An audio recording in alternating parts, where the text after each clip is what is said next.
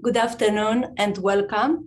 We are waiting for a few more seconds to allow our guests to access the forum via Zoom, and we will start the event shortly. Thank you so much.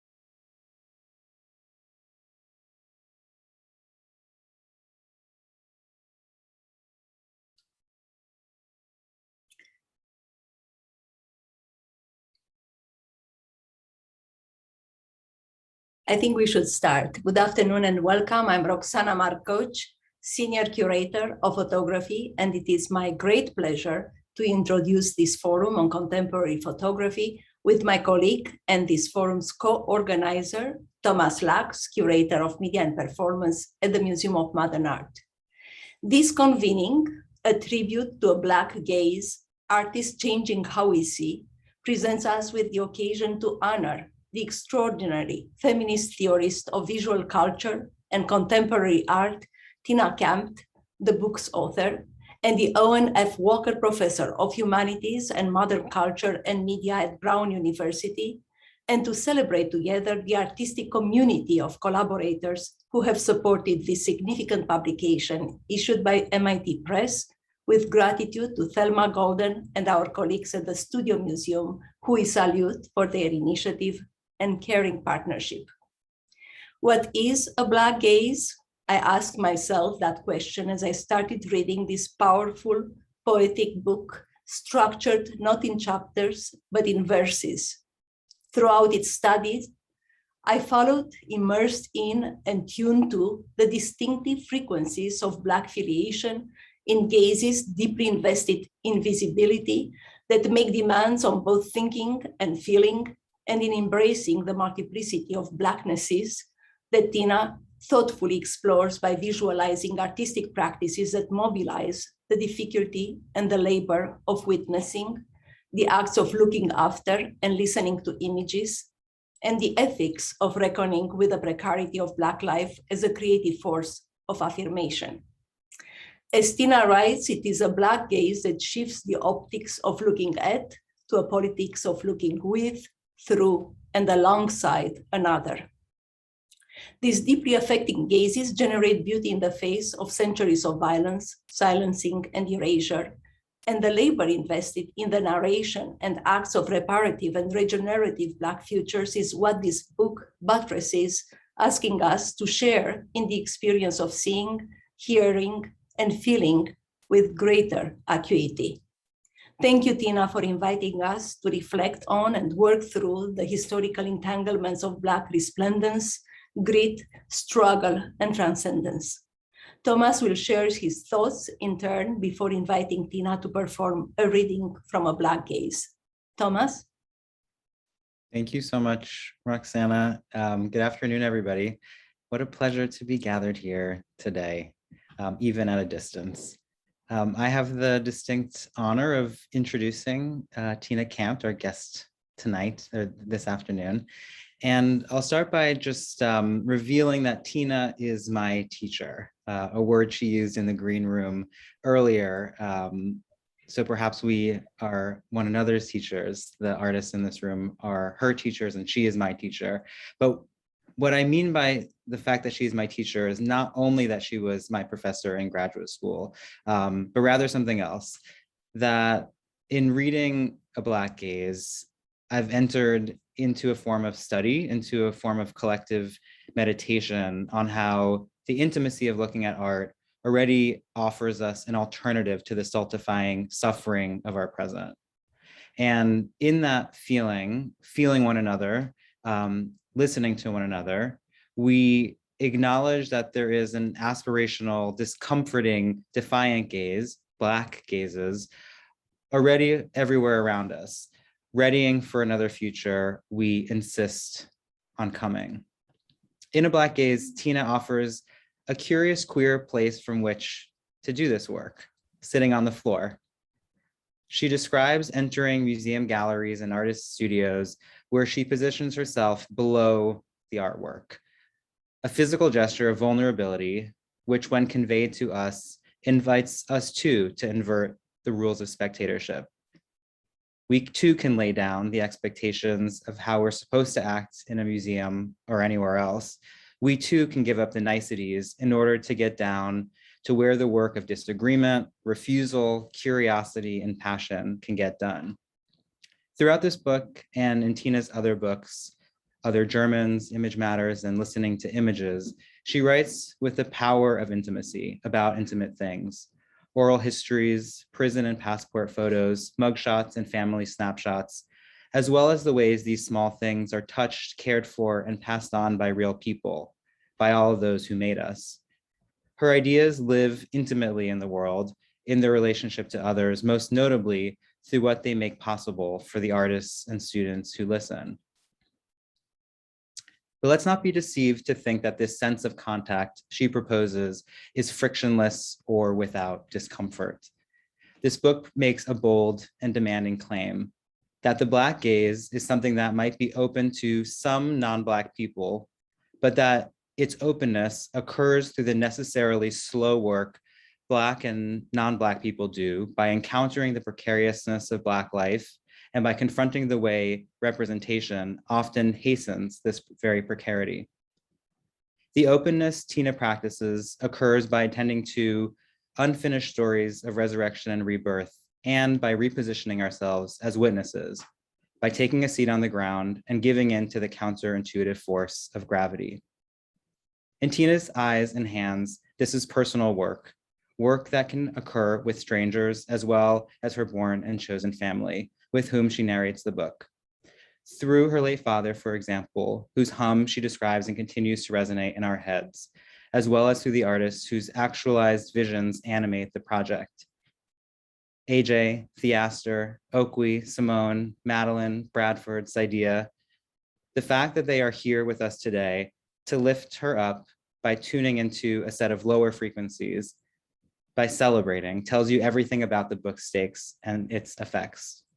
As Roxana, Thelma, Remy, Megan Feingold, Marianne Tande, Tina, and I imagined what today might be, we took A Black Gaze as a kind of blueprint, a score in verse form for what we might do together.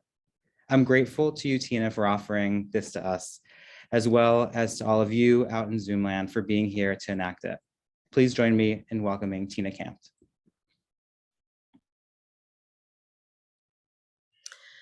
Wow. Thank you so much.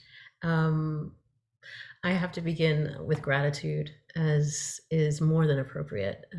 I need to begin with my gratitude to Roxana, to Thomas, to Thelma, to all of the amazing staff at MoMA and the Studio Museum for organizing what is nothing less than an awesome and humbling event. It's just awesome. It is humbling. So let's just start there.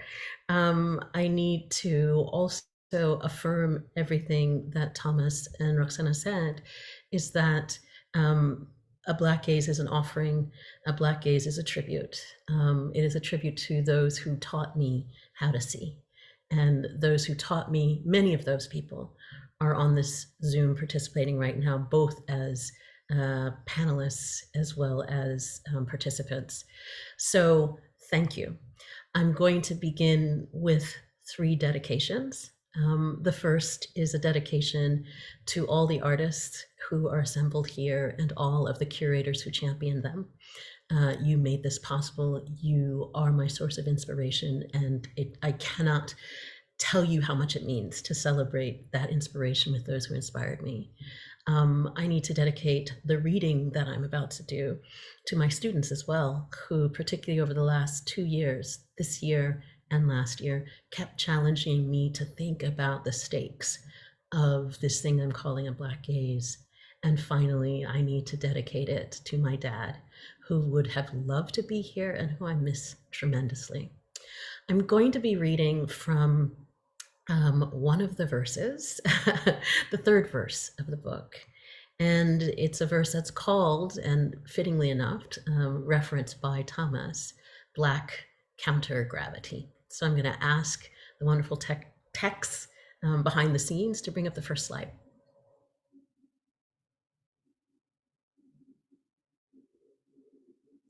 In the midst of writing this verse, it dawned on me that I had begun it and many of the other verses with a reflection on the weather. The weather has, in one way or another, shaped many of my encounters with both the artworks I have described and the artists who created them. Rather than background, it serves as a palpable foreground to many of my encounters. For Christina Sharp, the weather is a powerful metaphor for understanding the atmospheric relations that structure the lives of Black folks. It is an all-encompassing climate of anti-Blackness. It is a pervasive environment and an atmospheric condition in relation to which Black folks persistently struggle. And it is our persistent struggle to survive and, more importantly, to thrive under these ever-changing conditions that Sharp argues engenders the creation of new ecologies. That is, relationships between the living, the dead, and their environments, and alternative organizing principles for living in relation to one another. Complex gradations of gray guide us through a haunting landscape of shadows and open spaces. Solitary walks, absent expressions, and distant looks render a pensive portrait of Black interiority. A clap of thunder and a bolt of lightning jolt us to attention. They signal the coming of bad weather on the horizon. Yet as the weather shifts and the storm descends, no one seems to flinch or stir. On the contrary, the foreboding clouds and drama of the weather energize this landscape, infusing anticipation and intensity into the quiet scenes of Black community it depicts. Khalil Joseph's 2013 film Wildcat, with its evocative score by electronic music producer Flying Lotus, renders a Midwestern town as a Black and white rumination with sumptuous texture. The film captures confident, contemplative Blackness set in a landscape that to some might signal precisely the opposite. It renders rural landscapes that Black folks are schooled to avoid. They are spaces of foreboding that silently telegraph a history of white sheets and knotted rope, flights, and frequent capture. But Joseph's images refuse this narration of their landscape, repainting it instead in markedly different tonalities. Grayson, Oklahoma. Cowboy hats crown Black and brown heads. They mount and master steers and stallions and parade linearly or laterally in majestic formations. The rodeo is their ritual celebration. It is a celebration of a community structured by a relationship to land and livestock in a town formed as a means of protection. It is a community created with the intent to transform a landscape of oppression into a domicile of possibility. Between 1865 and 1915, at least 60 so-called all-Black towns were settled in the United States, over 20 of which were located in Oklahoma. Freedmen from the South initially founded the all-Black towns of Oklahoma on land provided by Native American tribes of Cherokee, Chickasaw, Choctaw, Creek, and Seminole. At the end of the Civil War, former slaves of the 5 tribes settled together for mutual protection and economic security. Grayson, Oklahoma, formerly known as Wildcat, is one of 13 such towns that survives to this day. Black cowboys shuttle massive beasts through fences, mazes, and into tight corrals. They mount horses primed to accelerate. They circle and give chase. They ride horizontally and dismount dramatically. They tackle beasts and wrestle them to the ground, grab and tussle with horn and ropes. They are pulled and pressed downward, and yet they rise and rise. They bounce improbably upward, dusting themselves off gracefully to ride and tackle over and again. An accelerating black cowboy leans into a tight corner turn, but the turn is too tight. Careening downward, the horse buckles and yields to gravity. But gravity does not capture its rider. Falling under the horse's full weight, a black cowboy never dislodges. Cowboy and horse remount together at full stature, shrugging off the concern and approval of another cowboy who rushes to extend a hand of compassion and care. Black community, Black celebration. Wildcat captures the pleasures and intimacies of the Black quotidian in a community created as an antidote to white supremacy.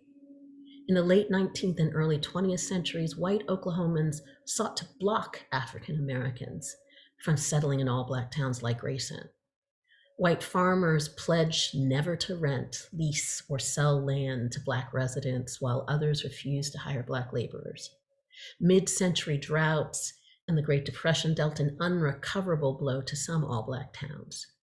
Yet while so many of them failed, Grayson lives on. Wildcat visualizes an impossible narrative of Black possibility made real. It is an impossible narrative of Black futurity told through a Black gaze. It is a future willed into being through the physical and effective labor of first people, freedmen, and former captives.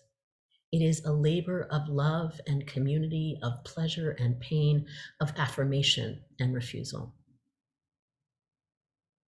A brown-skinned boy stands alone, surrounded by concrete, a massive palm tree rising behind his unruly chestnut hair.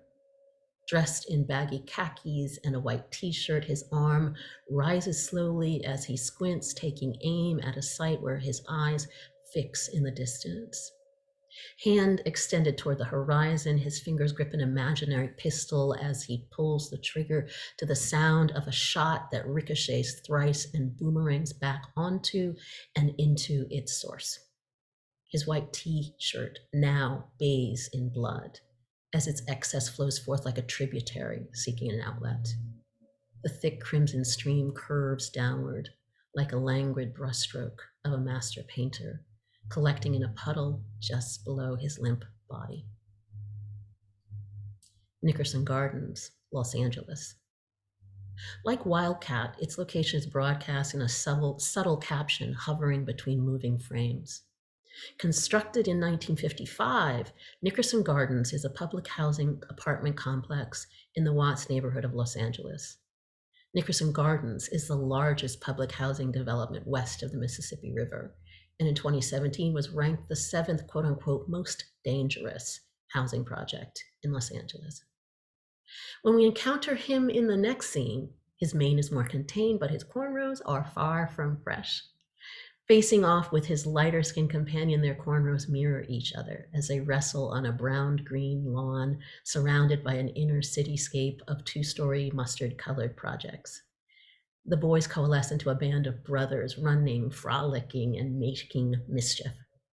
The dreamlike soundscape that guides our tour through Nickerson Gardens slowly fades as we accompany the silhouette of the boy as he glides along the chain-linked fence that surrounds the field. Chin held high, his walk is focused, familiar, and full of purpose. Our gaze shifts abruptly to a trio of limp Black bodies that echo our opening encounter. A limp body on the ground, a limp body suspended in water, a limp body on a sidewalk that captures the full attention of our posse of 3 brown boys, now frozen in stillness.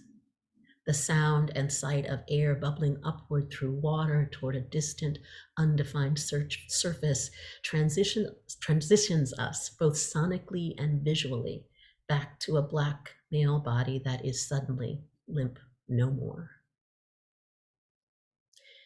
He ripples alive and resuscitates himself through an improbable self-animation that defies gravity. Bouncing from prone to fully upright, he untangles himself from a blood-soaked t-shirt to reveal a magically healed bullet hole in his chest, a mortal wound amplified by blood that still lingers in the corner of his mouth. Ambulating with tiny steps on hyper-pointed toes, he glides up and down, backward and forward. He bounces to the ground, rebounds upward, arches like an angel, then crouches like an angry cat. He moves neither vertically nor horizontally. He flows like a fluid material that refuses to congeal into solid or liquid.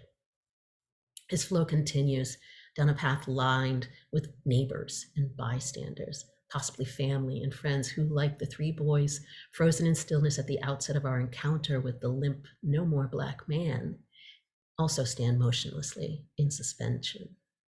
His reanimated corpse flows past their stilled in time bodies, intently making its way toward the promise of a new celestial plane. As he gazes at them, as he grazes them closely, he touches some of them tenderly and frames others intimately. As he approaches the gleaming late model sedan that awaits him on the street, it bounces twice, seeming to nod in recognition. Its door lowered by the bounce to just below curb height, he extends a leg at an improbable angle. Rather than entering, he pours himself into the vehicle, oozing backward into and through a side window. To state the obvious, I'm narrating a film. But better put, I'm attempting to narrate my encounter with Joseph's stunning 4-minute video, Until the Quiet Comes, a work awarded the Special Jury Prize for Short Film at the 2012 Sundance Film Festival. But I am also fabulating an impossible story of possibility. I am fabulating a tale of Black resurrection and rebirth. It's a familiar story of premature Black death, albeit with a very different ending. It's a story visualized through a Black gaze. The impossible story Until the Quiet Comes revisions is a story of precarious Black bodies figured in an urban landscape where premature death is not the exception, but the rule. Joseph and Flying Lotus's sublimely moving sono-visual portrait of a community plagued by unemployment, poverty, and gang violence seems an impossibly fabulated retelling. But what if we refuse the inevitable reading of it as a rendering of melancholy, mourning, and loss in a community riven with violence? Such a refusal would require us to focus on the improbably stilled images on the sidelines of Storyboard P's arresting performance and connect them to the impossible future realized in Grayson, Oklahoma. It would require us to fabulate from their stilled but still moving images and link their contemporary Black urban quotidian with that of a Black rural quotidian, past and present. It would require us to see them through a Black gaze that renders them not passive victims, but a community that insists on not just surviving, but actually thriving against all odds. Can we go to the next slide? Thank you. The sepia-washed Californian faces of Nickerson Gardens contrast yet harmonize with those of their rural siblings, depicted in the somber, grainy tones of Joseph's black and white rendering of Grayson, Oklahoma. The wind-swept young couple we watch motoring down an expansive rural roadway are generational inheritors of a town founded to make them free. Their expressions are calm, peaceful, satisfied. What stories might the young residents and heirs to the legacy of this town, created as a shelter and a beacon of Black autonomy, share with their kindred in Nickerson Gardens, those who love so tenaciously and live so precariously in the face of years of Black and brown violence? And what insights might their California cousins share with the youth of Grayson? I believe they would tell adjacent, unfinished stories of Black resurrection and rebirth. Stories forged by communities that sustain them in the long history of Black precarity. Yes, they would tell stories of loss, but they would also tell stories of survival against all odds. Those stories would be connected by the common thread of a stubborn insistence on creating, keeping, and holding on to family, friendships, and alternative forms of kinship and affiliation that engender new possibilities for Black futuring. Joseph's subtle yet arresting visualization of these two very different communities requires us to see storyboard P's black flow in tandem with the rebounding flow of the Black cowboys at the Grayson Rodeo. It is an embodied practice of defying the gravity of violence, social and premature death, structural impoverishment, organized abandonment, and engineered precarity. It is a demonstration of a Black community's persistent refusal to capitulate to the gravitational forces of the weather against all odds. They are visual fabulations of a Black counter-gravitational flow that requires us to do the work of revaluing impossible stories of our struggles with the weather. Thank you.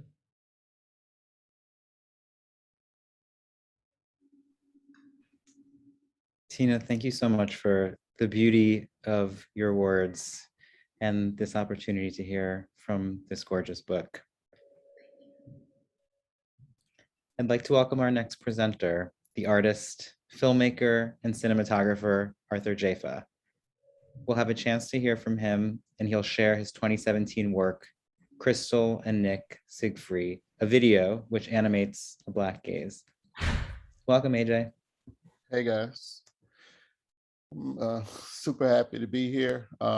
Obviously very proud to be included in Tina's book, which in some ways I feel like I sort of experienced in this nascent emerging states when I was introduced first to Tina by our friend Sadia, and we had this cab ride, and you know, Tina has all these ideas, and it's, you know, everybody knows I'm a blabber. I like to blab, but like in talking to Tina on that cab ride, I remember myself sitting very silently and just listen to her just toss one idea after another towards me, some of which I agreed with, some of which I was troubled by, some of which I pondered.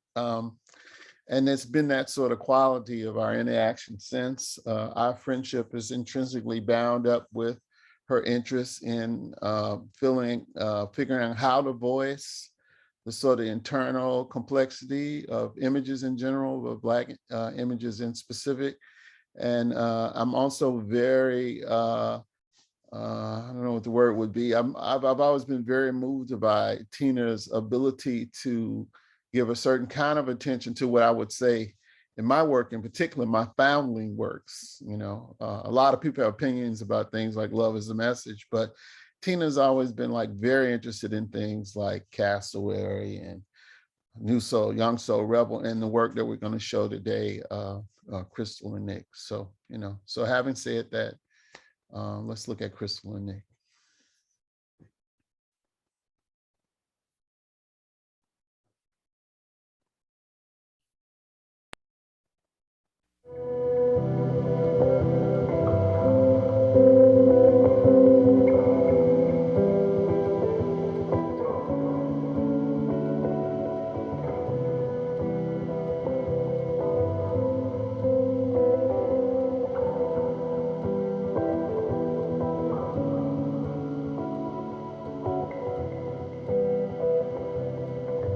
The markings on your surface,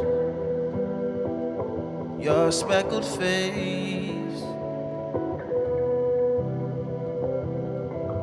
flood crystals hang from your ears. I couldn't gauge your fears. I can't relate to my peers. I'd rather live outside. I'd rather chip my pride than lose my mind out here. Maybe I'm a fool.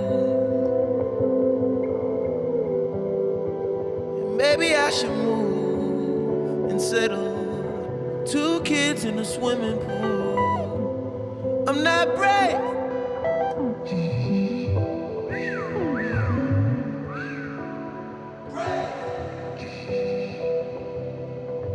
I'm not brave.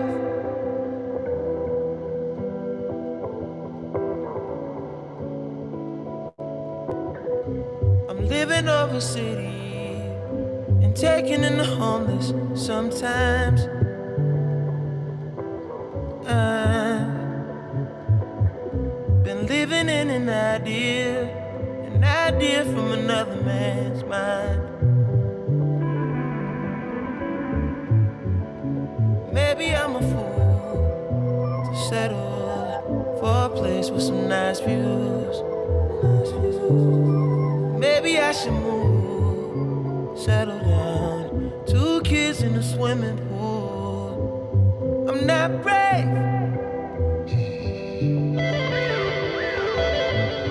I'd rather live outside. I'd rather live outside. Rather go to jail. I've tried hell. What would you recommend I do? The other side of the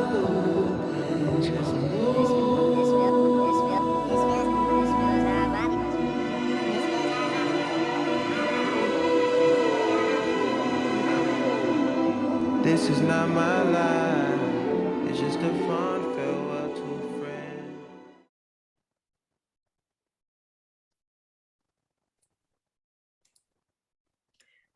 Thank you, AJ, for sharing with us this existential, tender, and spiritually soaring ode to the Black gaze.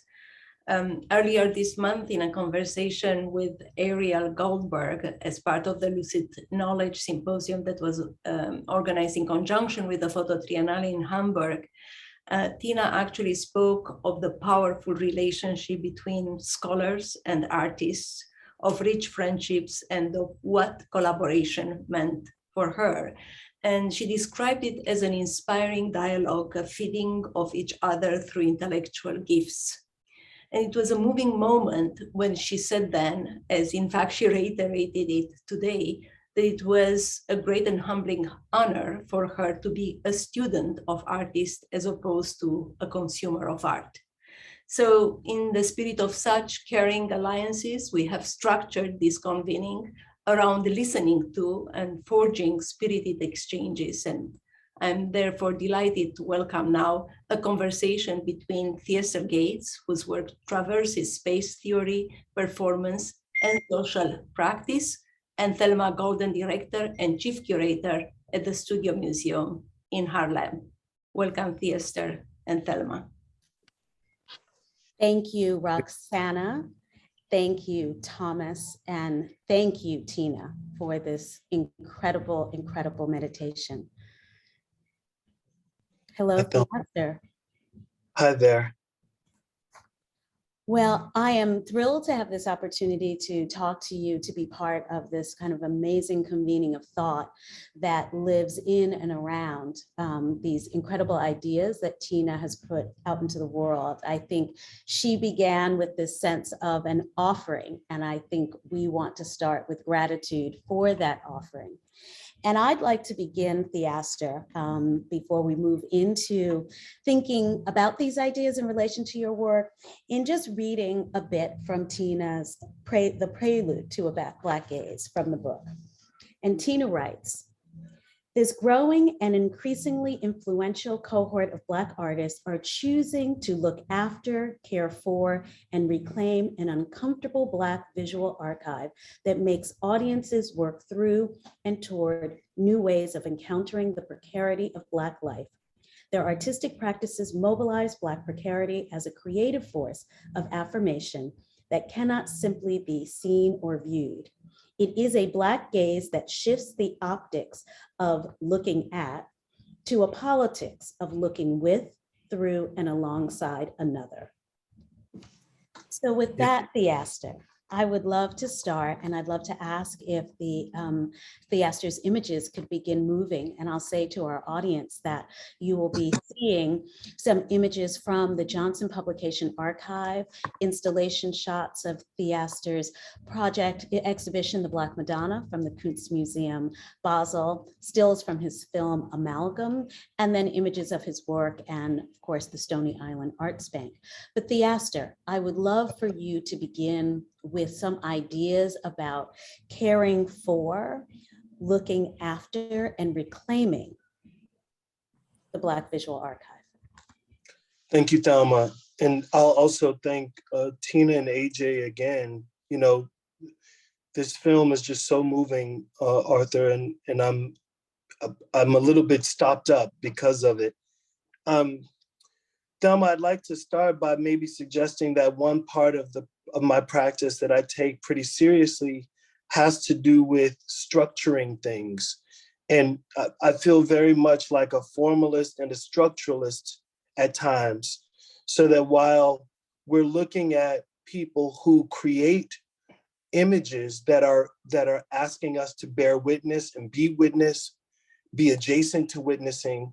In the case of Johnson Publishing, I feel like I was really, as Tina said, I was part of the cohort that was treating precarity as a kind of affirmation, right? And so with Johnson Publishing, I was very aware that in this case, these are not images that I captured of the Black gaze, and we can move to the next image, but rather these are the images, these are photographs taken by Monetta Sleet, who was one of the principal photographers at Johnson Publishing. And I think in this case, what I wanted to do by caring for the archive and about exhuming these images was to demonstrate how other Black structures, in this case, Johnson Publishing, or other structuralists like Eunice and John and Linda Johnson Rice, how they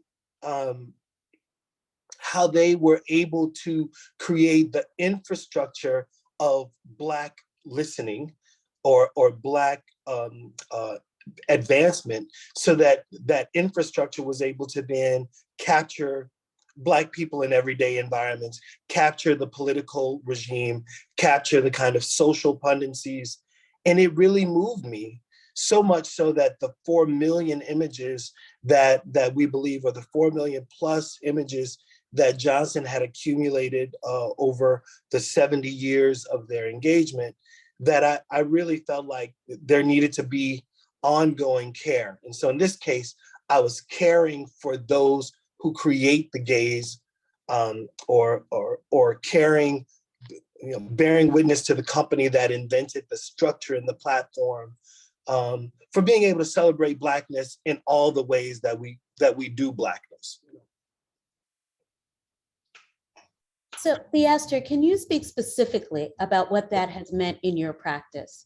How, when given the opportunity to engage with, as you said, 4 million images, 70 years of documenting of Black culture from a distinctly Black point of view, where and how did you begin to work with these images, and what has resulted in that? Sure.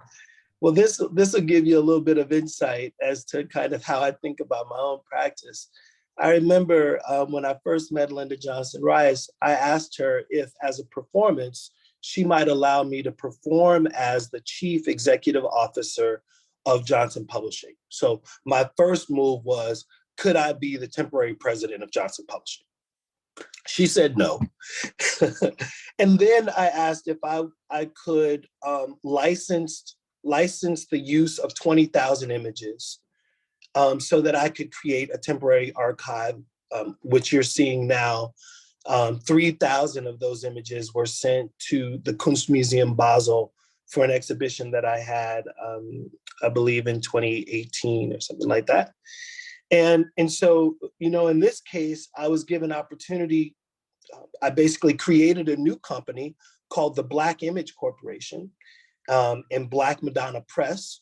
And between those two companies, we essentially tried to go about the work of re-examining those images and then offering the same kind of platform that John Johnson had created so that those images might be distributed to a public.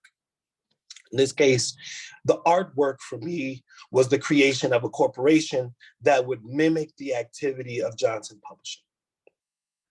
Further in, as we started as I started to examine these images, I was trying to figure out, is there something that I could add to these already beautiful images that would then start to treat them as special, not only archival, but they could start to then function as art tokens, you know?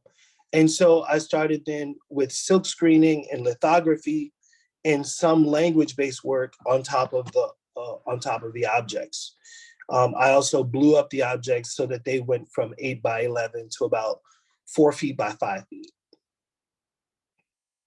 And can you describe at all, Theaster, what you think the politic of that particular Black gaze was?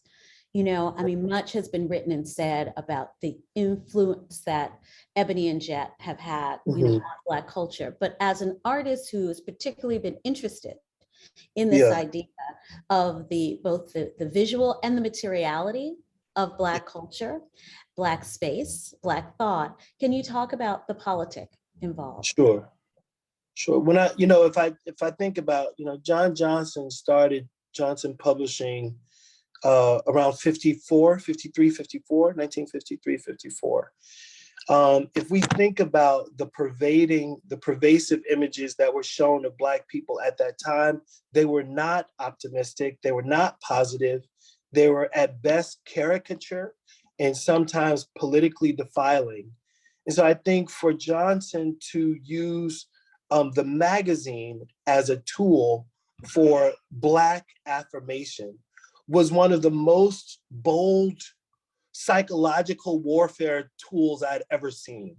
That he was going to insist that Black was beautiful, and he was going to demonstrate that by circulating a magazine throughout the country, and then those magazines would circulate through the Caribbean and onto the continent. And that distribution would help young dark-skinned women realized that they were not alone and that they were considered beautiful in some other part of the world. They would help young light-skinned women who were going into the corporate world understand better how they could groom their hair. It would play to the politics of middle class making and kind of give Black people an understanding of what those methods and materials were to being a good, upstanding middle-class Black person in America.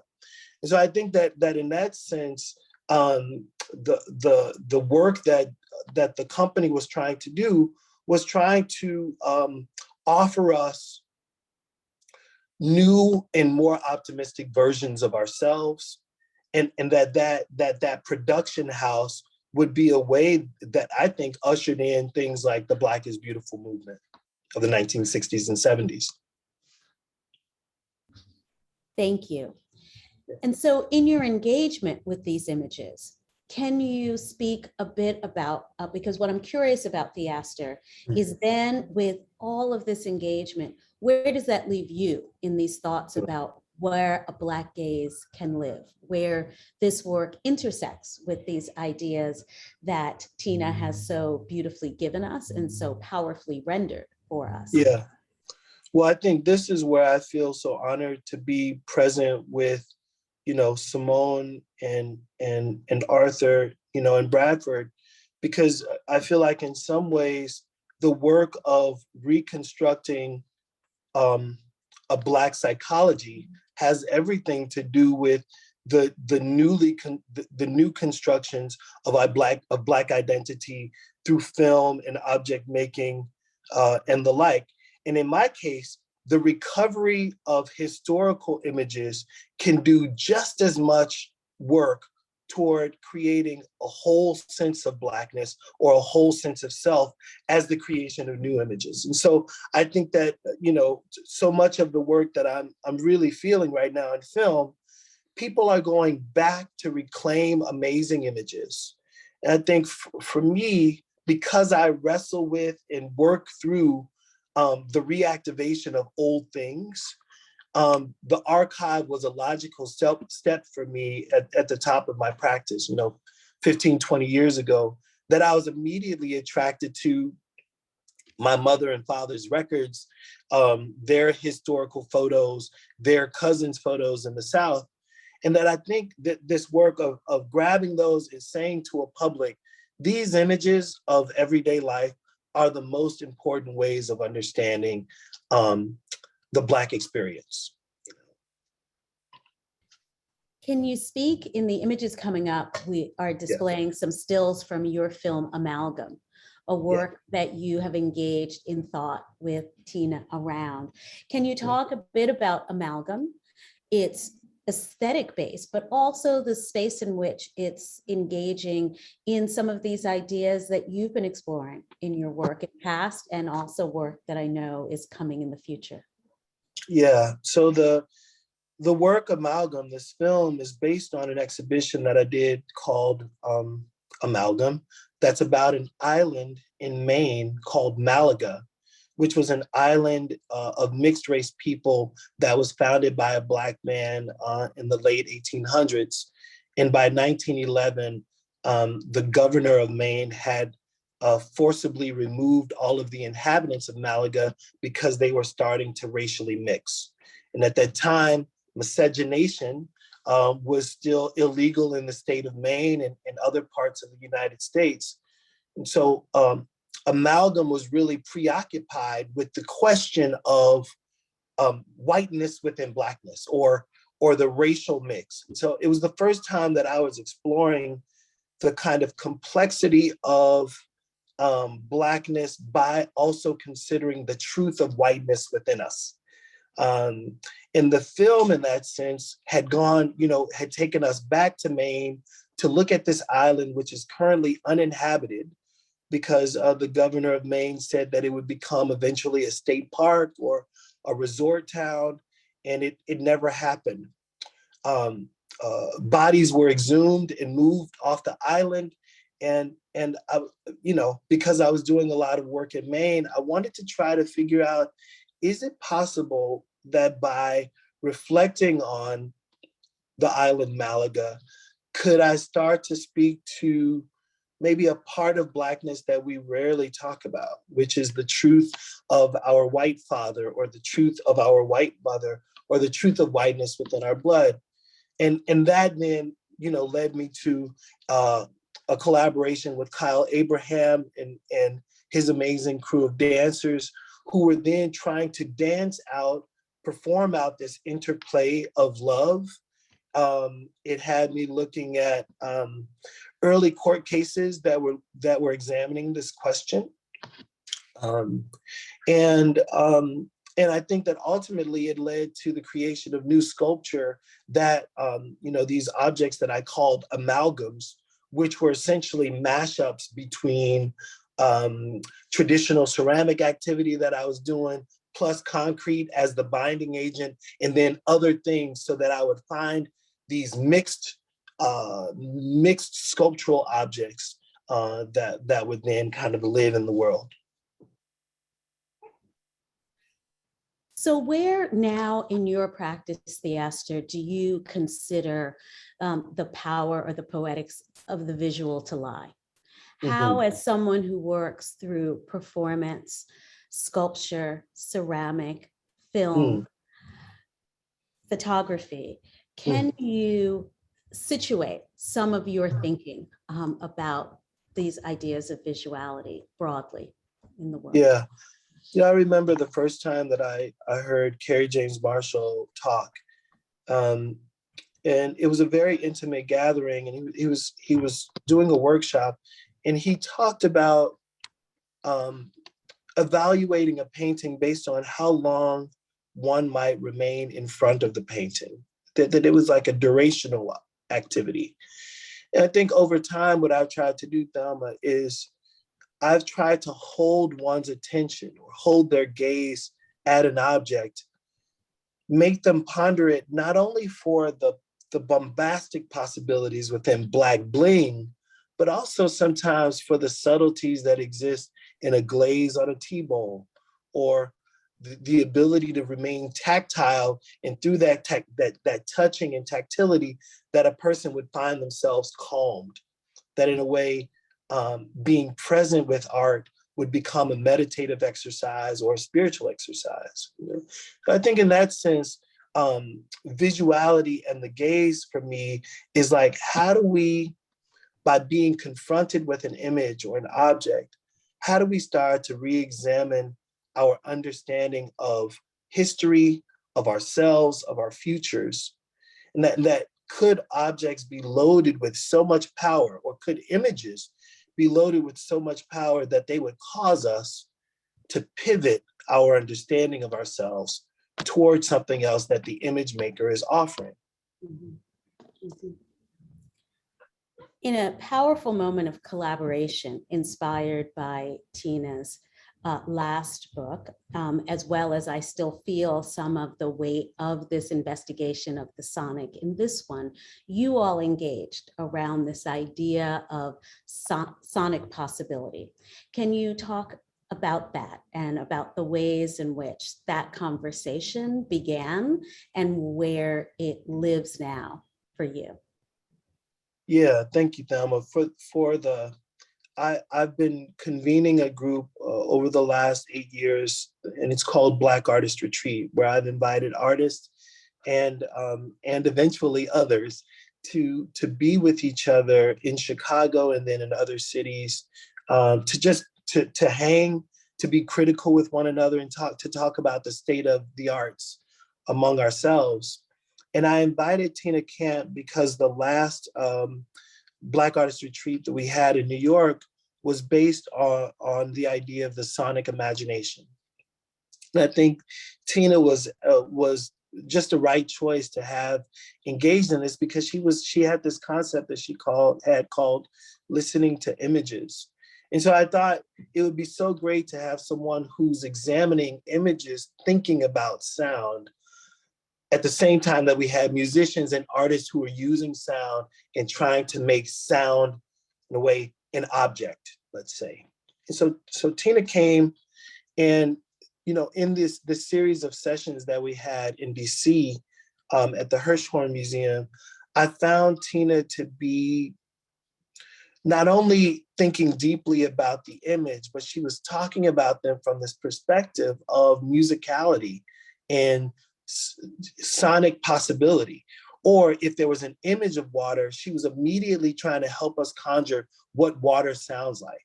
If there was an image of a lynching, we were also given the possibility of like the context of that and what the burning that would happen. There were and some of that stuff was, some of those sounds are traumatic sounds. There's sounds that maybe lock into our bodies, or maybe Sadia, I was even thinking that with Malaga, some of those sounds might still be in the water, like that the water won't let those sounds go.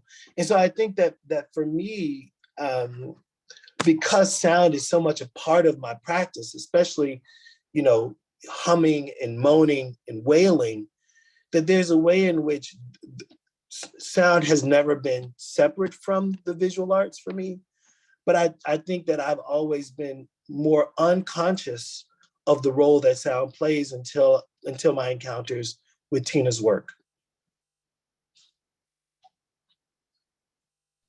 In the construction of this volume, Tina offers us verses, 6 of them, all with incredibly evocative titles that refer deeply to the work and the artist she's speaking of, but I think more broadly to a whole set of ideas present in contemporary practice. And I just would love for you to meditate on 1 or 2 of them. The first being the title of verse 3, The Visual Frequency of Black Life. Mm-hmm. Mm-hmm. Yeah. In Chicago on the West Side, sometimes on a Sunday morning, my mom would ask me to go get her heels fixed in advance of church. So I would have to go from Chicago Avenue and Pulaski to Pulaski and Madison to Shine King to get her shoes fixed. By the time I walked those 2 miles from Chicago Avenue to Madison, I would pass a holiness church, a Baptist church, the car wash that was getting people ready for their thing, Sunday morning cleaners who would open, people in their houses, and they would open their windows and they would be playing Luther Vandross, not the Mississippi Mass Choir. And that when I think about the pervasive frequencies of Blackness, it's that thing that is happening that is audible, but somewhere in the background. And it's like every radio station in heaven for me, you know, and that on that 2-mile walk, which would take me about, 25 minutes, 30 minutes as a 12-year-old, my soul was canonizing the truth of Black life through the sounds that were happening in that neighborhood. And I think sometimes I don't even know why I know the words to Earth, Wind, and Fire songs, but they were just present with me. No one taught me Earth, Wind, and Fire. No one taught me, Harold Melvin and the Blue Notes. It was just there. So Theaster, I wonder though how that hearing impacted your seeing, your particular gaze. And if indeed then that informs the way in which you began to think of yourself as an artist. Yeah. Recently, I was trying to explain to a person who didn't know my practice what felt essential to me. And the thing that came out of my mouth was, I thrive in decay. And that in a way, I'm one of the sons and daughters of people who knew how to thrive in the midst of things that seemed like they weren't working. And in fact, I think my entire art practice takes its cue from the fact that what the world imagines as decay and distraught, as Fred Moten might say, nowhere and nothing. I feel like I've found my peace and my aesthetic return lives in that place because it's the truth of my American life, of my Black American life, and wrestling with decay until decay becomes the perfected thing that then makes all other forms of perfection look banal.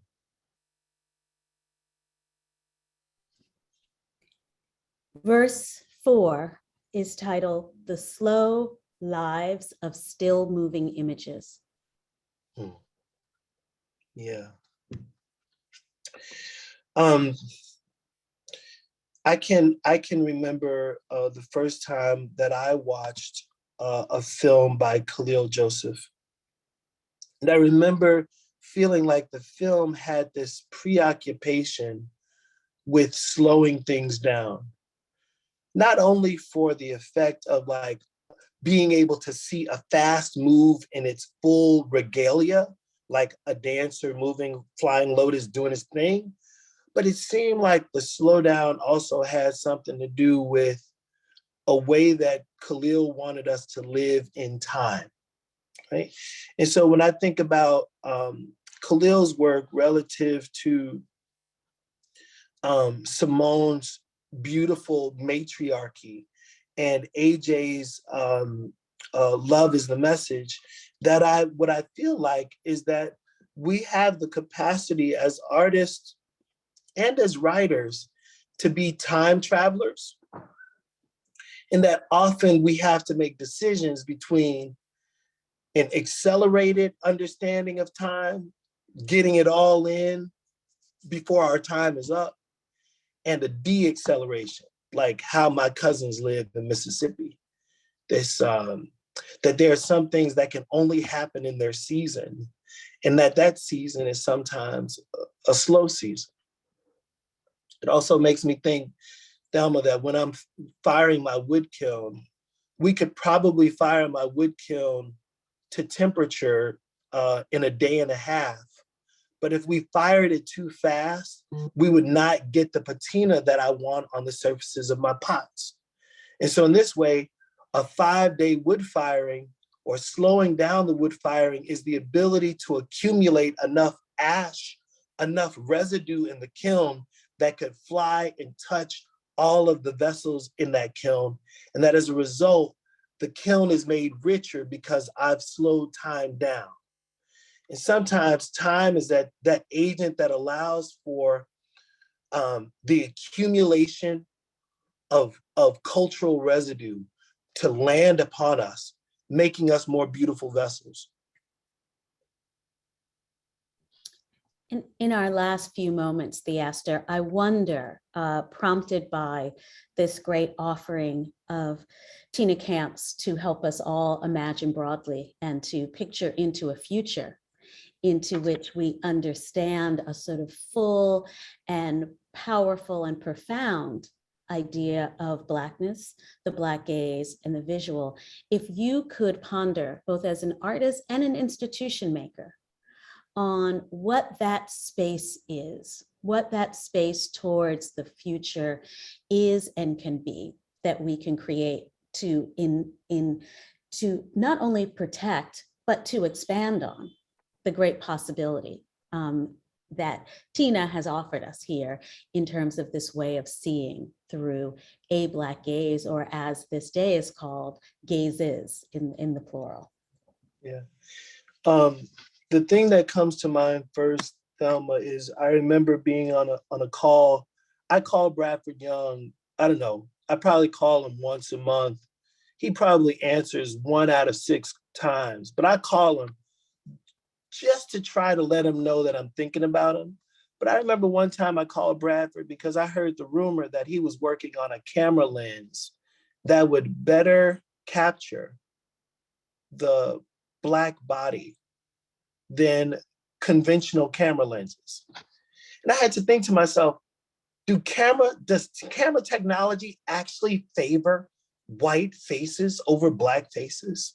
Is there something that we could do in the mirroring or in the technology within a lens that would actually make me look more like myself than conventional camera lenses do today? And when Bradford told me that he was working on this technology, it warmed my heart, but it also put me in a state of confusion because I thought, aren't we already capturing the Black experiences through lenses, through these apparatuses in the best ways possible? And to imagine that we have the capacity to construct not only Black life, but ways of seeing Black life that are more true to form blows me away. And so I think for me, a future would be not only in the truth of the existence, but in all of the superstructures that gird the existence of Blackness. I just hope that we have the ability to build more so that we don't have to ask other institutions to give us our images back of ourselves, that we would have a resting home and the technologies that would help us capture better ourselves. Esther, thank you. Tina, I want to thank you because what you have done through your work, this incredible, incredible volume, which is so incredible to hold in my hands, but through your work broadly, is allowed us an incredible intellectual infrastructure by which we can engage incredible artistic voices and begin to understand not only the work that they are doing, as the Esther is to reclaim these paths, but also to create this broad sense of being able to render a future that is bold and that continues to consider the brilliance of these artistic voices now and in our future. So thank you, Theaster, for this conversation. Thank you, Thelma. Thank you, Tina, so much. Thanks to all my friends. Mm-hmm. Thank you. In looking at the chat, I see the incredible gratitude and enthusiasm to both you, Thelma, and you, Theaster, for that at once grounding and inspiring conversation. Filled, as you said, Theaster, with structure and possibility. Thanks for this glimpse into what's clearly your ongoing conversation and the work that you do every single day to, as Theaster, you said, pivot our understanding of ourselves. And looking forward to gathering at Dorchester or Stony Island Arts Bank and the Studio Museum in Harlem in the weeks and years to come. Thank you both. Thomas. Thank you so much. I'm thrilled that we'll now have a chance to view an excerpt of the performance titled Sitting on a Man's Head by the writer, performer, and choreographer Okwe Akpakwasili, who will be in residence at MoMA's Kravis Studio next summer. Unfortunately, Okwe could not join us today, but she's asked us to read the following introduction to her work. I'm sorry I could not be here in the virtual flesh to celebrate the intrepid, singular force that is Tina Campt and the publication of A Black Gaze. But I will share a glimpse of the evolution of the sitting on a man's head practice that she writes about in her book, a practice that asks the participants to sustain both an inward and outward gaze, to form a chorus whose song would be composed in the moment and could hold cries, laughter, melodic fragments, all that anyone might need and have the courage to bring. We moved slowly in a proximity that would be remarkable now, in the hope of generating an intensive field of microperceptions, to quote Tina, quoting Andre Lepecki, in one of the most astute observations about the quality of slowness that I have ever encountered. So here is compiled 5 minutes that took place over the course of 4 hours on a February evening in 2020. It begins as both a premonition and foreshadowing in a collective call for breath. Thank you to Dance Space Project. Please play the clip of Sitting on a Man's Head. Thank you.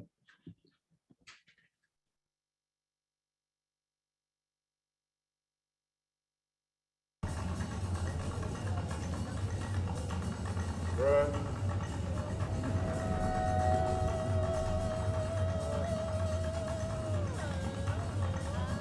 Give me breath.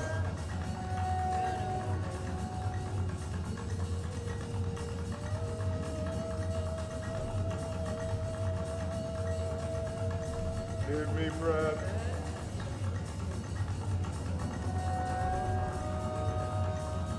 Give me breath.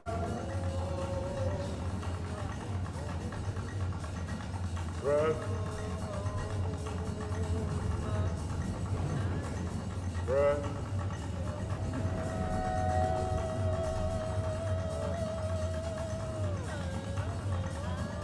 Give me breath.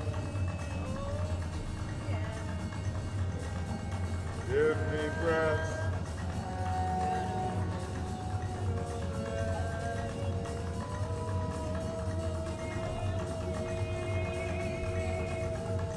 Give me breath.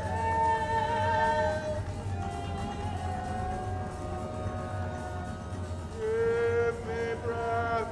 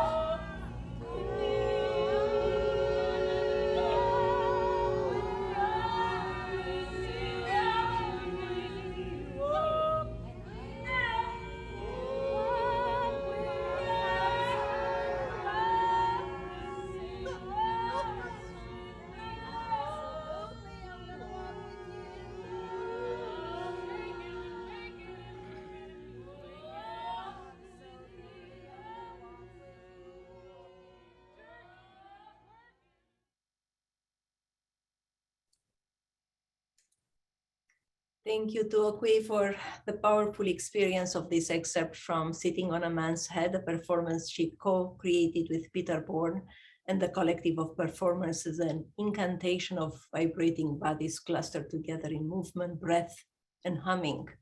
And it is my great pleasure to now invite artist Simon Lade, filmmaker Madeleine Hunt Ehrlich, and cinematographer Bradford Young in a conversation moderated by Oluremi Onabanjo, our new associate curator in the Department of Photography at MoMA. Remy? Thank you, Roxana. So I first want to say, of course, this is an amazing opportunity to be in community with all of you, especially given this is my third day in the museum. So to bring multiple years of engagement and relationship with Tina's work, but also many years of admiration and care with all of those who are present today is like such a treat, a supreme gift, and a fortifying prompt for all that I hope to do here. But the best job I get to do now is to be in conversation with Bradford, Simone, and Madeline, and we thought we would kind of orchestrate or think about this section of today in a way that is attuned to the contributions and collaborations between these artists and Tina's work. And so the first thing I will do is hand it over to Bradford, who's a profoundly sensitive cinematographer, but also a deeply astute thinker of the image, both still and moving. So I'll give it to you, Bradford. Thank you. Thank you, Mimi, thanks everybody for having us. It's an extreme honor to be amongst so many people here who I consider to be not only artists who I truly admire, who inspire my work, have inspired my work for such a long time, but people who I really love and who I consider to be family. And so I'm very, very humbled to be part of this group. It's really a dream come true. It's something that I never thought I could be part of this room and be in conversation. So I really just very humbled by that. I'm also humbled because not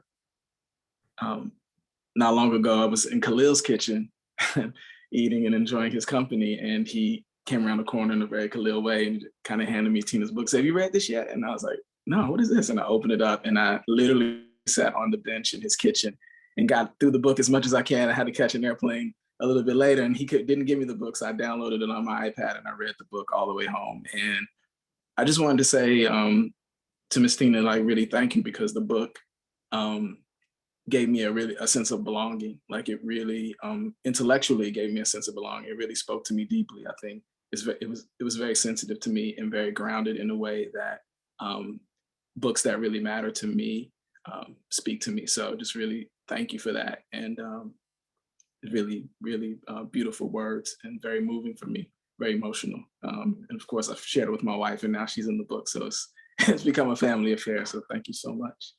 I'm just gonna say a few things. You know, I've heard AJ probably the first person, and had me thinking about this idea of, as we continue to think about what is Black cinema, we also oftentimes have to think about what is the Black gaze. And I've heard that before for many years, and I never really thought about it, never really took time to sit down and try to understand what that is and what that means, because I've spent so much of my time thinking about what is Black cinema, what is Black cinematography. And so, you know, thinking about the Black gaze feels more present and sort of crystallized for me now. And I've had to try to sort of dig into it, especially after reading your book, Tina, to just kind of think about why it matters to me and why it matters to us. And I really kind of fell upon the sort of denotative meaning of it, which spoke to me deeply, is this idea of something that's sort of uninterrupted and steady. And so that for me is really interesting, hearing Theaster talk about time and being in the wheelhouse in something that you really love and respect and believe to be true. When you spend that time with it, when you spend sort of uninterrupted time with it and sort of steady time with it, you can get better at something. You can be better at not only loving yourself, but also be better at building community and better in your art making. And so, as much as I didn't understand what Black gaze was, I never thought about it. I realized that I've spent the last 25 years of my life since I went to Howard and started studying film, really in the wheelhouse, steady, uninterrupted, looking at something, which is Black image making. And of course, somebody like Baba AJ has been there the whole time, in spirit and in the physical and in the spiritual realm. I just wrote down some notes, because if I don't write it down, my wife, I'm not sure she's watching, but she'll be very disappointed with me. So I need to write stuff down. So I'm just going to share a few thoughts and then I'll hand it over. I think, you know, it's been mandated to us by our ancestors and our elders that we be engaged in an uninterrupted look at one another now. And that's why we're here today. And that's why this book is so important, because it's we're here together holding safe space for one another today. And because of this uninterrupted, steady nature, we know it's part of our complicated and beautiful tradition of standing together, but nonetheless is our tradition. So, you know, I think it's been mandated for us that we have to continue to look at one another and share and be steady with that, so that we sort of like what we understand about Grayson is that in order for us to continue to be part of our practice, continue to affect our people, you know, the masses of our people, which is what this book really, which Black Gaze really spoke to me, is that this is something that I can give to my aunt and my uncle and they can completely understand it. It speaks to them directly. But in order for us to really write those beautiful words or create these beautiful images, we have to be engaged in our tradition of standing with one another in an uninterrupted way. And again, thank you, Ms. Tina, for writing the book, because it reminds us of our duty to continue to support one another through constant social and life collaborations, but also collaboration through art making and thinking. In this constant and persistent and uninterrupted engagement with one another, we can solve problems. You know, and that's part of the filmmaking process. It's a process of solving problems and finding ways to be innovative with all of the social pressures that we deal with, but also social pressures that we deal with when we're building community, and which is what filmmaking is. It's many moments of building community and community building. And the pleasure of making moves together and building one another. And for me, that's what making MASH was with, for me, was with what happened with Simone and I when we were making MASH, was us standing together and problem solving. And you'll see in a couple of the clips, I'm sure we'll talk about them. That is what the practice was. It was us standing back, watching, observing, and problem solving, you know, which for me is, in my practice as a cinematographer, this idea of uninterrupted practice is oftentimes not present. And so, you know, I may do one movie with somebody, but I'm not able to come back to them and make another movie with them. And I think that's very important. It was a very important gesture with Simone, is that we understand as artists together, who come from seemingly similar disciplines, but very different disciplines in the way in which we make things, that consistency and this uninterrupted sort of steady look is really important to our community developing project, but also in our spiritual building and our personhood building project. I will say one thing that, and this is just shout out to my grandparents, and why this idea of the Black gaze really matters to me, is that I come from 125 years of Black morticians. And so I wasn't even supposed to be a cinematographer. I was supposed to be an embalmer. So, but as I think about my lineage, whether it be my family lineage or my artistic lineage, I've always had this question, and AJ has always tried to make it really clear to me that part of why I care so much about the way we look, the way we're presented, the way we see ourselves, the way we're shrouded in time, is that my grandfather and my grandmother made it really implicitly clear to us that we had to care about our people in a particular way, not always as we're standing up, yes, as we're standing up, but also what we're laying on our backs. And so when I think about everything that's part of my practice, it's about me being in the funeral home every day and the smell of the funeral home, the paint, the color of paint that my grandmother chose, the softness of the light, the way things were organized, the way care and respect was put in the foreground of their practice. You know, I said to my father at one point that, you know, I don't even know why, I can't imagine I can be an artist, because we didn't have that many artists in my family. He said, no, stop. Your uncle was one of the greatest embalmers of his time. He was a sculpture artist. What he would do with people's faces, the way that mattered to family, that sense of care, that sense of uninterrupted, steady hand was part of his practice. And that is art making. And so I just want to say thank you again for this wonderful book. I haven't really read a book cover to cover in a long time, haven't had time, but with 3 children, I haven't had time, but this is one that I really devoured because it brought back so many things, so many wonderful things, so many wonderful memories, and so many, it reminded me of all the projections I have of myself going into the future, raising family and building community, this uninterrupted, steady hand that we need in order to secure our humanity in a place that oftentimes isn't not invested in that. So thank you so much. Thank you, Brad. That was so beautiful. Thank you for that meditation, and particularly for me, the idea of standing together uninterrupted. That is deeply resonant, and I feel like will kind of carry us through, especially when I invite Simone into this space to be in conversation with you, thinking about your collaboration. And of course, Simone Lee needs no introduction, but I'll give a couple words in effort regardless, because you're unparalleled in both your acuity of vision, but also your care and your collaboration. So I'll leave it to you and Bradford to talk a little bit about MASH. Well, I was really happy to have the opportunity to talk about MASH with Bradford, because we've had a very non-visible collaboration, even though he's such an important part of my life. I think this is the first time that we're talking about our work together. I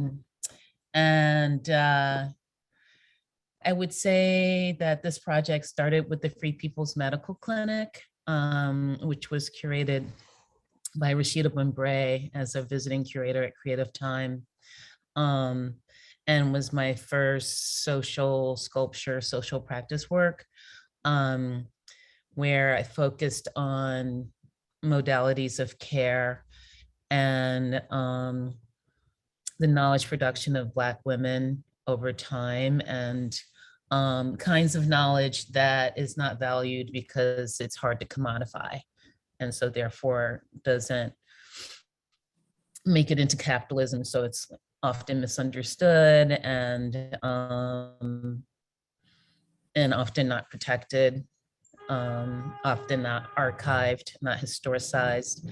And so I thought that thinking of the Black Panthers and all the work they did to try to support the community was an important place to start, but also is the first time I brought colleagues, friends that I was either in dialogue with or wanted to be in dialogue with together into my work. And that project sort of continued at the new museum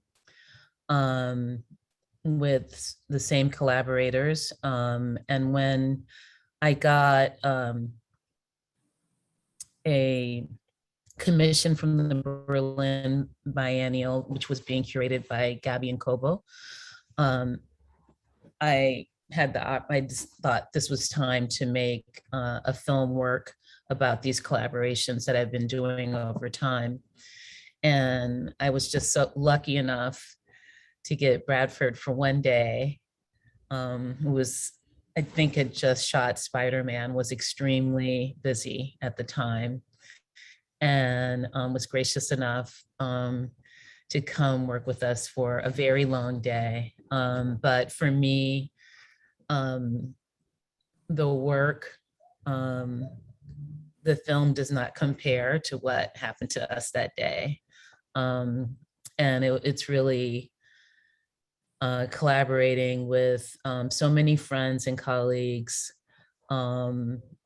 creating an installation and learning how to tell stories visually with Bradford was really the important part of that work for me. And Madeline, I don't know if you have things to say about your perspective on that day. but really that's the way I would introduce the work. And I really was surprised when Tina decided to include this in the Black Gaze, because for me, it's almost a documentation and of, you know, a moment in time. But it also, presenting this work in Berlin was the occasion in which I met Tina and Sadia. Actually, Oakley, Tina, and Sadia and I all ran into each other in the courtyard of the Cave during that opening week. So a flood of memories of joy and collaboration happen when I think about this work. And Tina, thank you for including it in your book.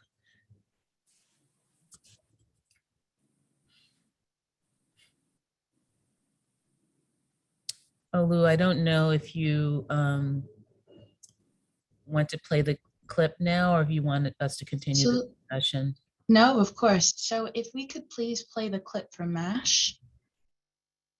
Thank you.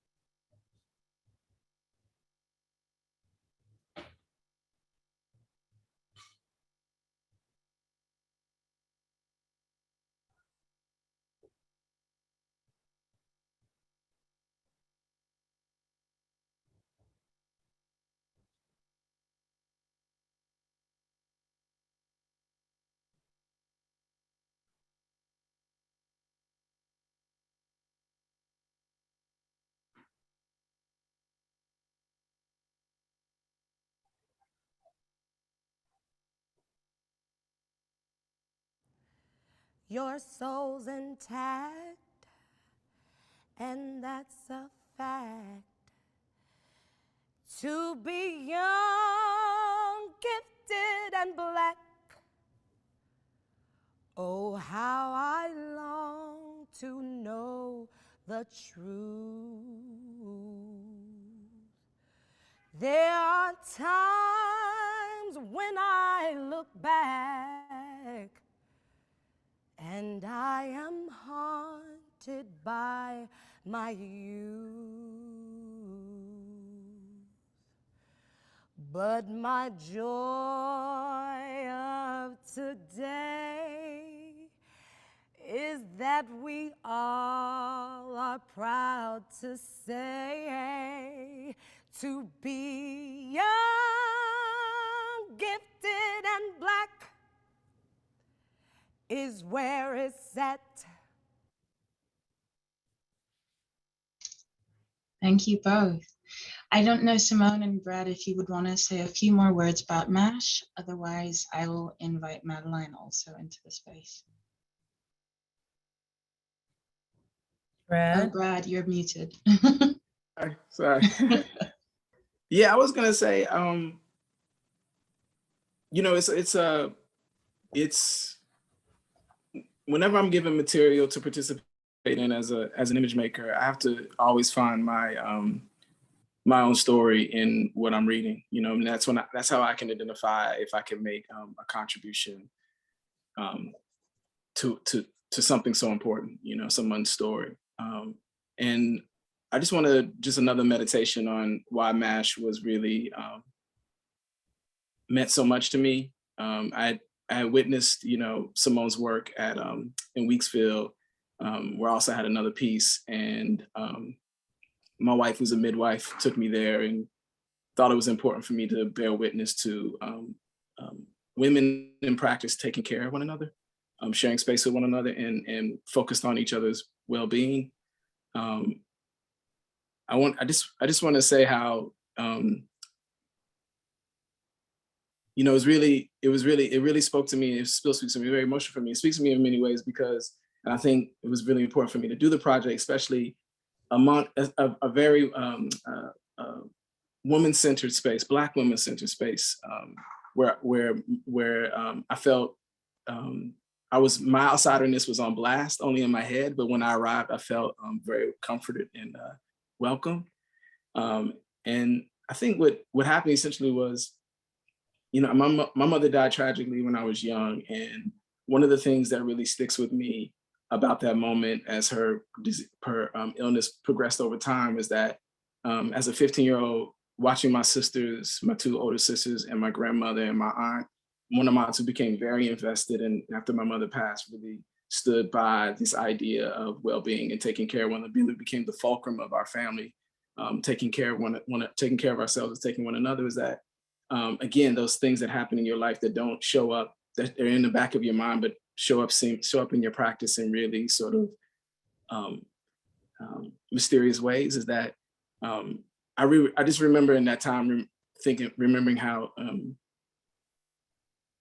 special it was to watch all the women in my family stand around my mother's bed, literally and figuratively, to take care of her and watch her and midwife and usher her through her passing. So for me, MASH was not just a moment it was a moment to collaborate with an artist that I really love, but it's also a moment for me to revisit that time so that I could, number one, therapeutize that moment out of my psyche, my body, so that I could move past that and think about that moment in a different way, because before that I really felt that was a stumbling block for me, because for me it was a visual moment. It was in my house, in the house that my mother was born in. It's the same house where my mother passed away. It was a house I was living in, and for me it was a very resonant visual moment. So to be able to do MASH and think about it differently and remember the strokes of hands, the way my aunt would take care of my mother, the way she would prepare her in the morning, the way that my grandmother stood by her and in so many ways fed her and did many things, that really sort of cast a series of characters that are really part of my life. I was able to really process that and come to peace and find joy and understand how important it is for us to put hands on one another and bring these practices, as Simone said, that are oftentimes forgotten because they're not capitalized in the same way. It really put a lot of that, and it made me respect my wife's practice even more, but it really, really kind of set something for that's hard for me to explain in many ways, but really kind of centered that and made me remember that though it was a tragic moment, it was such a beautiful moment. Thank you so much for that. Thank you both for that work, for the work that you did and continue to do. I think it's my pleasure also to welcome Madeline to this space, who I know is a collaborator of both of yours, but also for me as someone who cracks worlds open with her films, but specifically with the film that also is discussed in Tina's book, Spit on the Broom. But I'll allow Madeline's words to precede her work. Thank you so much. I'm so honored to be here today. It's been, first of all, an honor to be included in this beautiful book of Tina's, but also an honor today, as we're still in this sort of siloed world, to be able to listen to so many voices that have inspired me in my practice and have meant so much to me. So I'm just really glad to be here with you all today.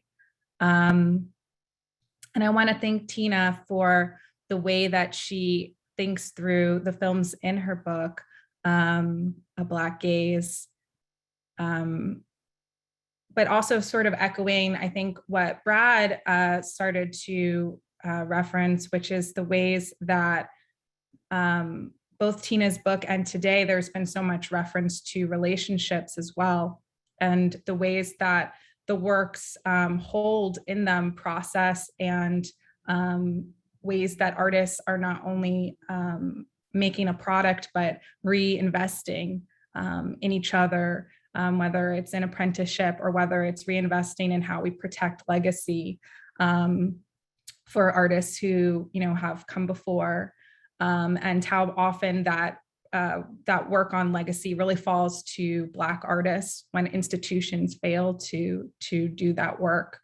And that's, something that has been important to me in my work in thinking about the legacy of Black women in particular, whether they're writers or, other artists, and thinking about how I can contribute to sort of protecting some of those legacies. When I was reading Tina's book, I was really grateful for the way she's mapping strategies towards a Black subjecthood. And, I think we're really familiar with the ways that the Black gaze has existed as an object, whether it's in an anthropological or documentary canon, the ways that the gaze can be at times appear to be averted. The Black gaze as a subject in front of the camera.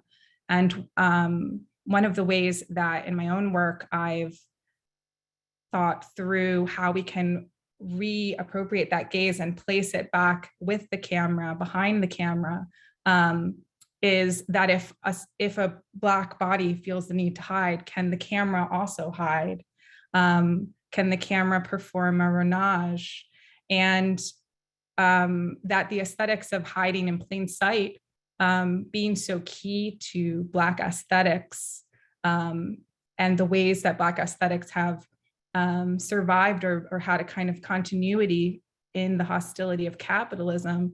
Can we extend cinematic language to that strategy of hiding in plain sight? And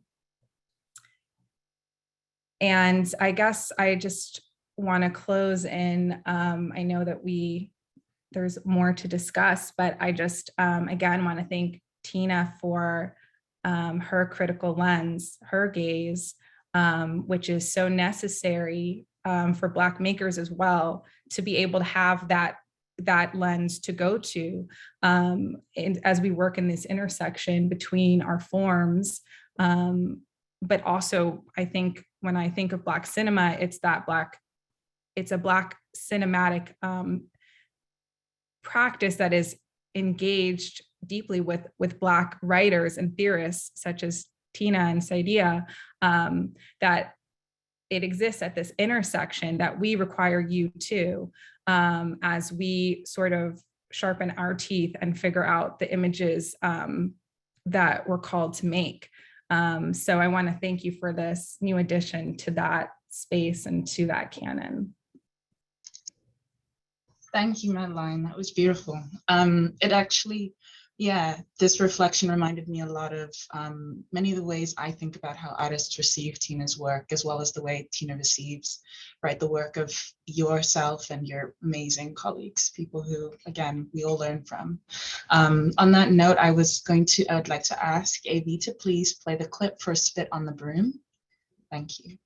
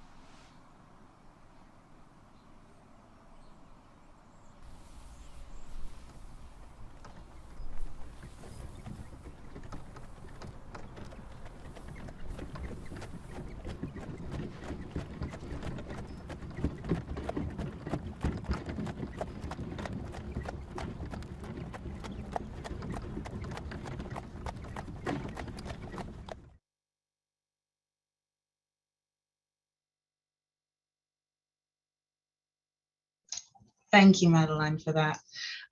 So I will ask AV to have Madeline, Simone, Bradford, and myself all together so we can talk about these amazing films, especially in relation to Tina's fantastic work. I wanted to start also just by sharing, in reading verse 5, sounding a Black feminist chorus, which is where Tina discusses both MASH and Spit on the Broom. I was reminded of my first encounter with those films, which sort of echoed hers in terms of going down to the Guggenheim Cinema during the run of Loophole of Retreat in 2019, and kind of having my heart stop multiple times, in many ways because of the subject matter, but also in the way that I was cultivated to be a kind of viewer that was looking differently. And also, again, in echoing something that Thelma brought into the space earlier in conversation with the Aster, was the way that Tina's work prompts us to shift the optics of looking. So away from a kind of looking at into a politics of looking with, looking through, and alongside one another. And that was how I felt quite profoundly when I was sitting in that theater in the Guggenheim watching these two fantastic films. So of course we've seen clips of them today, but I just wanted to share that. But as a starting point, I thought maybe I could just ask you all plainly, how do you respond to the provocation of a Black gaze? How do you feel it resonates with your practices, especially in relation to the kinds of labor that's embedded in the process?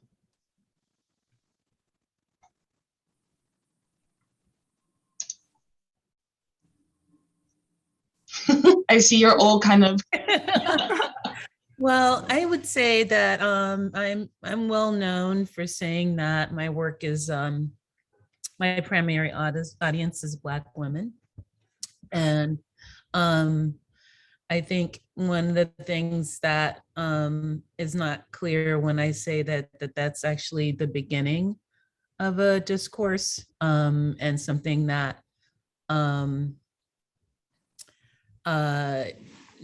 doesn't necessarily produce itself, but is a dialogue going back and forth that helps me develop my work and ideas over time.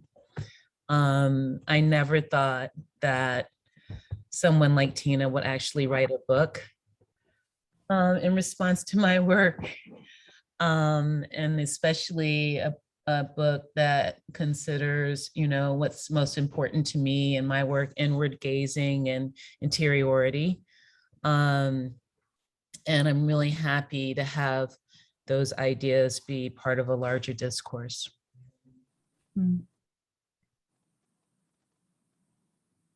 Yeah, Madeline, go ahead. Yeah, I guess just for me, what comes up is thinking too about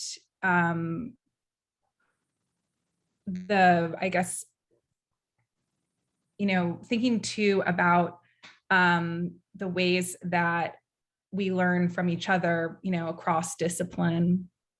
For me, one thing I've been thinking a lot about is the idea of cannibalism as an approach. And that's something I'm taking from, Black women writers. That's something that I'm taking from my conversations with Simone, in terms of kind of the ways that the work represents a kind of appetite towards the archive, towards history, towards culture. I think about, like, in MASH, the use of young, gifted, and Black, and how it sounds different than any other time I've heard it. And that really it's requires, a kind of discipline like the one Tina models in her book, to pull some of these threads out of the final work, and to start to kind of mirror back these strategies that are sort of pinging between artists in making.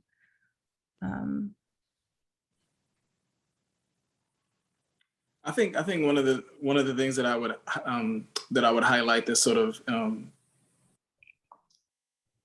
directly spoken about, but really really that touched me, that's sort of suggested in the book, is this idea that, filmmaking is such an industrialized process. It has goals. It has to create something, and that thing that it creates has to represent something in the marketplace. And we never think about, we oftentimes don't get space to think about the ways of making, and how the way we make things is a direct reflection of either these questions around Black cinema or this question around the Black gaze.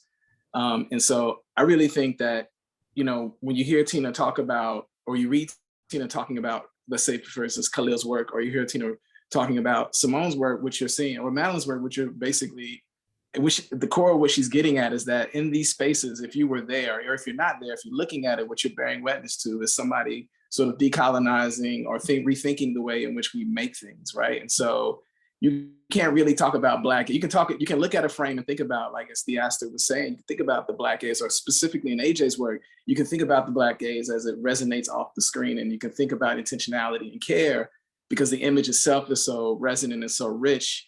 For us, it's in our Black secret society, we look at it and we understand that there's something there that is about the intentionality around the Black gaze. But for me, what's really getting interrogated here is the how we industrialize these things, how we make these things. And so if you were on the set of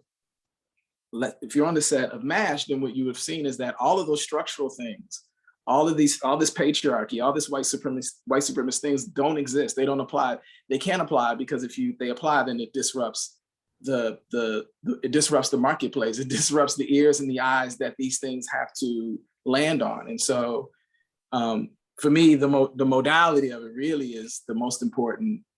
To me, that's the thing that I'm interrogating, right? I can show up on set and just make things and pull a camera out, and that for me, then I'm just a hired hand, and that doesn't work. That would never work for my grandfather. It was not raising me for that. He was raising me in a way that made me question the way in which we make these things. And if we question the way in which we make these things, and we claim that as Black cinema, we claim that through this idea of the Black gaze, then we're creating safe space, right? We can fail. As AJ will always say to me, it's the failures are more important. It's the way we fail, and it's the arms that catch you when you fail that are really significant. And so, I just think that's what I experienced making MASH. It was like it affirmed. And actually, funny enough, I was in the middle of making When They See Us when we did it, and actually I had to escape for set and come shoot it, but it was two different worlds, right? The intention is clear to speak to Black people, but the modes in which we make them also.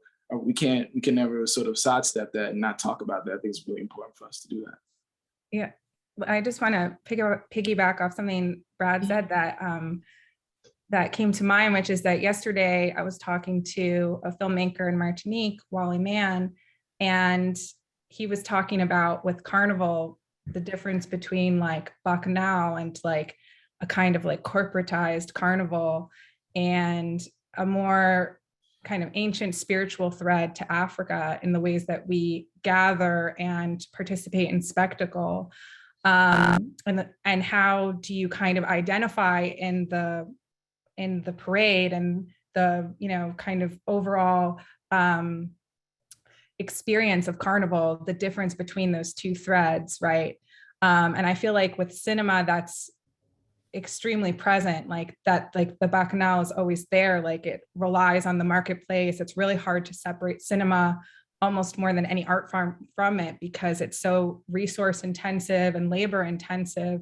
At the same time, when we talk about Black cinema, the hope would be that that spiritual thread is there, that is, connecting us back to the church service or to the ways that we gather, like the walking group and the ways that we celebrate and mourn together. And so sort of in a gathering like this, being able to focus back on that part of the work, to separate out, the Bacchanal, to come back to the way that we have this spiritual practice of being together. And a film is in many ways, I think, in that same mode of production. Thank you for that. Yeah, I mean, you're making me think about two things, both around ideas of language in relation to Tina's work. One, because I know that was something when we talked initially about this conversation, it was something that really resonated with all of you, like the way that Tina works with language. And for me, as somebody who loves grammar, there's the level that I enjoy about her as someone who is thinking to the level of the subjunctive tense of the future real conditional, right? Which is that which will have had to have happened. And so it's a kind of insistence, particularly like what you were saying, Brad, on making these spaces possible. Right. But then on the other end, there's also like the register of tone and the modes that she's offering us these different verses.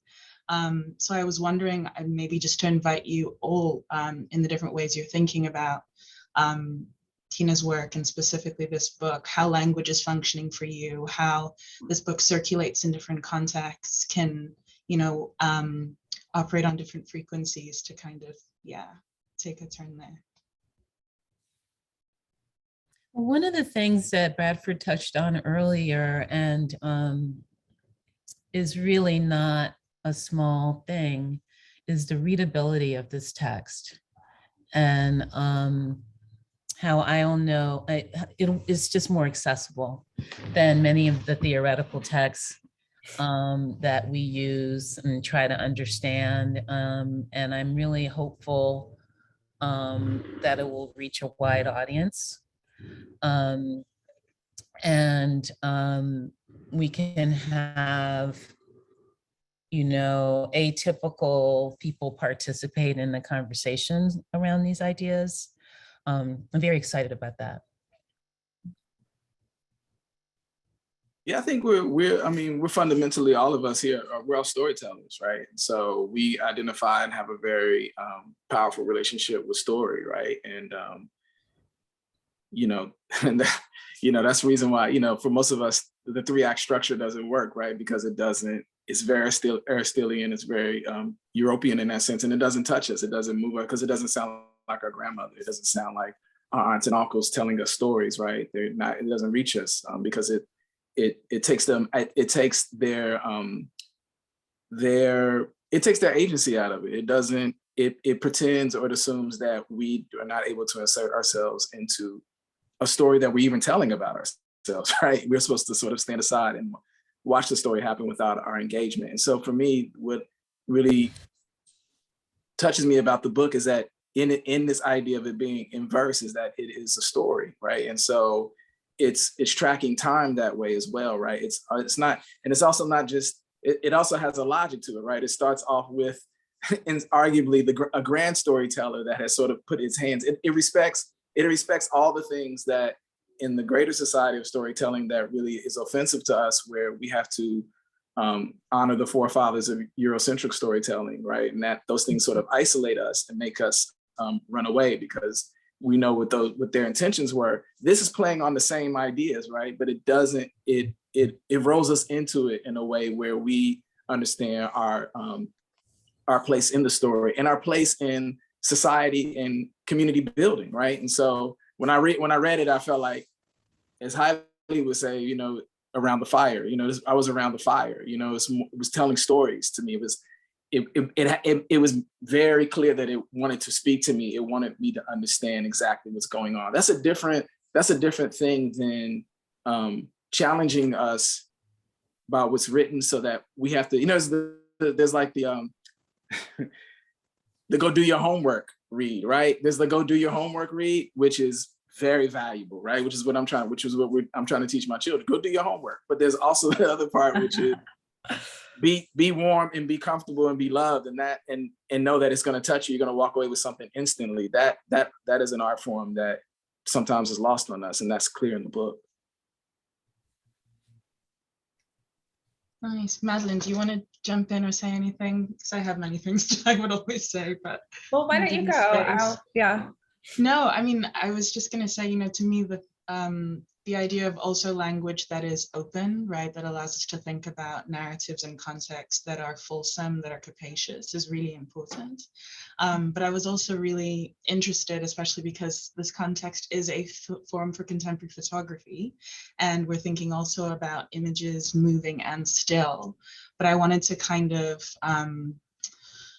introduce into the conversation, and I would love to hear actually specifically your thoughts on this, Madeline, the term of the still moving image that Tina brings into conversation in the book. And I see it a lot in Spit on the Broom, specifically also in MASH, like that beginning kind of first 5 to 7 seconds that we saw the clip today. But I'm curious how you're thinking about a refutation of images that are purely still, that are functioning in ways that are quiet, right, rather than just one specific form. Right. I mean, I think for me, that's a really important cinematic rebellion against the commercial, is to insist on stillness, because commerce always demands from film, a kind of quick moving way of inserting film into the attention economy of, online or the device, or like, the idea that everything is watched with competing screens, not just on a single screen in the black box or installed, but that there's always going to be a cell phone competing with a film. And the insistence on a still moving image, as Tina describes it, is really important, I think, formal intervention in cinema in particular, that says that we're actually trying to establish rules outside of capitalism with which to think about Black life or Black struggle or Black celebration, whatever it is. And it requires of the audience to kind of buy into that we're going to exit a capitalist arrangement between the film and the audience, that we're going to try to commune in a different way with a different set of rules. So yeah, I was really grateful for Tina giving a name to that feeling. Beautiful. I wonder, Bradford and Simone, if you want to chime in or anything you'd like to say to that. Otherwise, I've been told I should hand it over to T. Okay, on that note, thank you so much, all of you, for your generosity and your work and this opportunity to be in conversation. Thank you, Oluremi. Thank you. Thank you, Oluremi. Thank you. Thank you, Tina. Remy, what a joy it is to have you at MoMA. I'm left with a lot of echoes from this conversation of an uninterrupted steady gaze, hiding in plain sight, unapprehended by capitalism, to bring back Bradford, Madeline, and Simone's descriptions of what Black art making and the tradition of caring for the dead are.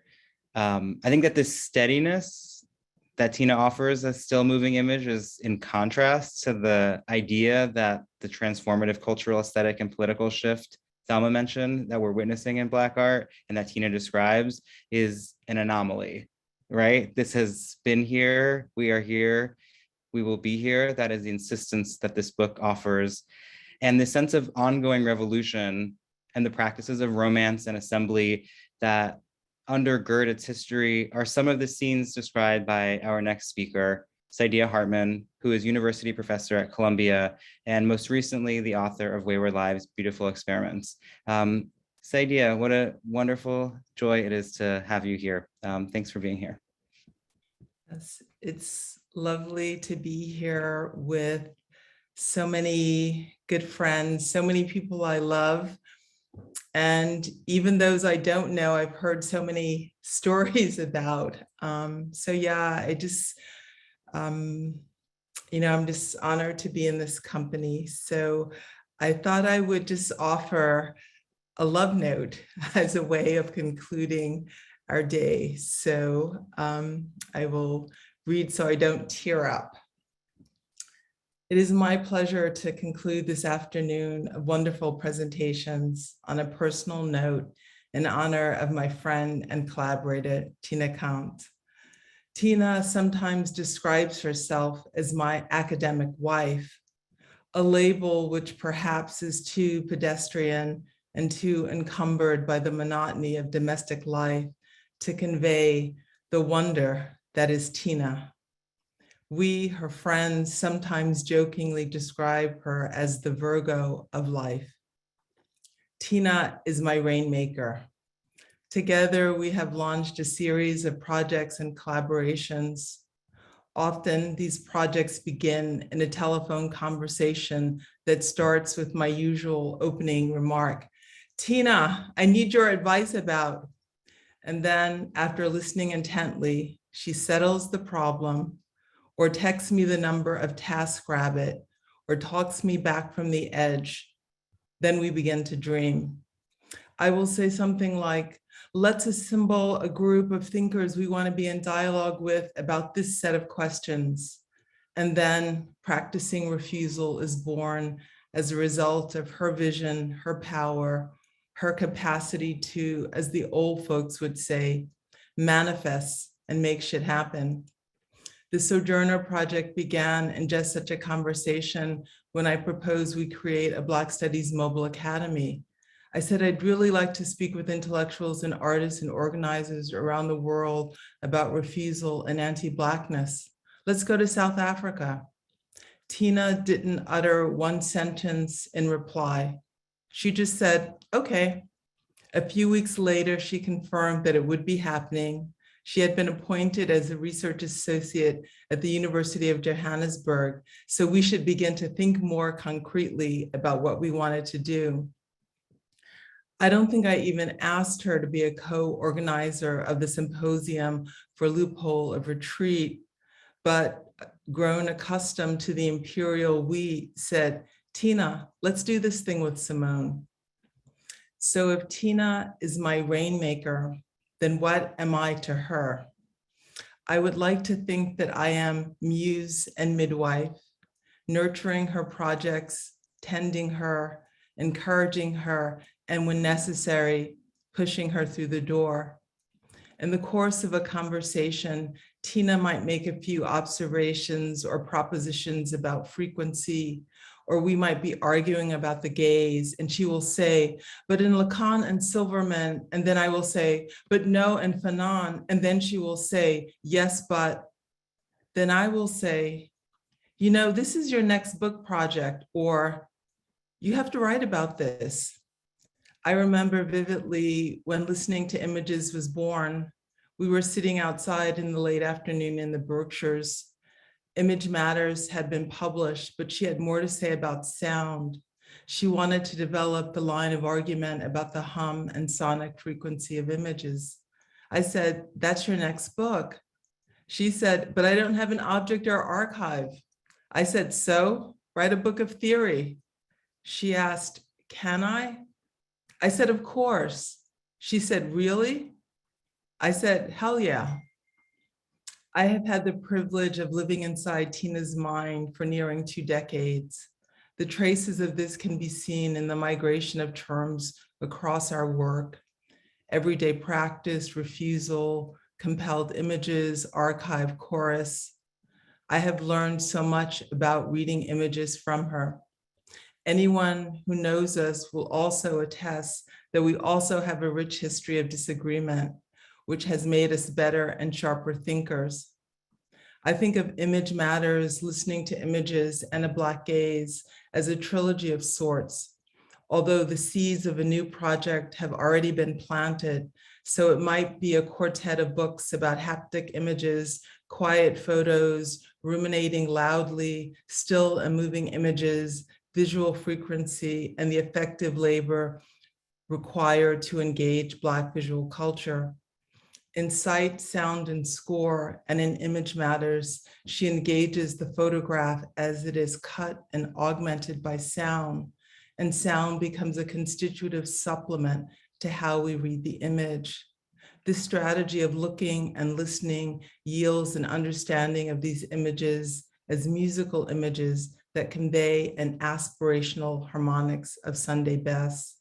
This line of thought is elaborated in Listening to Images, where listening to images is at once a description and a method. Here she develops a haptic mode of engaging the sonic frequencies of photographs, what she describes as the hum of utopian dreams and diasporic aspirations. It is a hum that resonates the unsayable truths of Black folks at the lower frequencies of quiet photography. In Image Matters, she first develops the idea of the haptic image, that is, object whose effects are structured by a tripartite sense of touch, an indexical touch, a physical touch, and an affective touch. It is a touch that suffuses both the composition of the image and our responses to it. They are images touched by the subjects they capture, touched by those who view or encounter them, yet objects also that touch those who view them as well. These corporeal modes of apprehending the photograph encompass touching and listening as much as looking and watching. This multisensory engagement with the image reverses or topples the relation of mastery, hierarchy, and isolation that usually characterizes optical viewing. This work anticipates her breaking open and remaking of the gaze. In Tina's hands, images represent and sound the richness of Black sociality and the dissident strains of refusal. Whether looking at an orphan photograph of an unnamed Black girl on an examination table or mugshots of Black prisoners in Cape Colony, she finds a way into the image and a way of looking that allows for the possibility, if not of agency, of resistance or opposition, and then of fugitivity. A Black gaze is an extension and transformation of this project of looking and caring and refusing. In examining the work of a group of contemporary visual artists who are here with us today, she proposes that there is a distinctly Black gaze, that is, art that renders the world through the complex positionality that is Blackness, work that shifts the politics of looking at Blackness as a discrete object or as an other to a politics of looking with, through, and alongside another. This Black gaze is produced as a result of the labor required and demanded of the viewer, which ranges from embracing discomfort and vulnerability to acknowledging that we are all implicated in the precarity of Black life. I want to thank Tina for giving us this trio of books and for opening a space for us to gather, for being a collaborator extraordinaire, for beholding our lives with such tenderness and insisting on a future beyond the confines of the given. After Bradford, Miss Tina, my dear, I love you.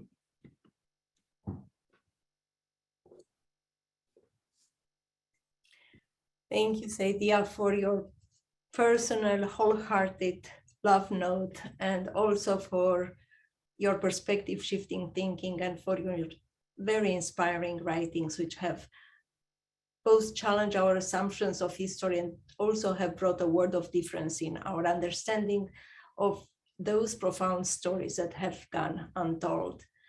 And we have reached, it is with a heart that I'm saying that, but we have reached the conclusion of our time for now. And we would like to end as we began with words of gratitude to Tina, AJ, Thelma, Thiester, Okui, Simone, Madeleine, Bradford, Remy, and Saidia for their generous and brilliant dialogues. It's been a gift that we'll cherish forevermore. I'd like to also warmly thank my colleagues at the Museum of Modern Art for their support. As always, nothing that we do is singular, and we are profoundly appreciative to Megan Feingold and Mary Antonde, partners in every aspect of organizing this event, to the Studio Museum in Harlem, and to our audiovisual team. With a depth of gratitude, thank you to all the guests who joined us celebrate Tina Camp's book and the work of contemporary artists, shifting the very nature of our interactions with the visual through their creation and curation of a distinctively Black gaze. Thank you, Thomas, for this beautiful journey.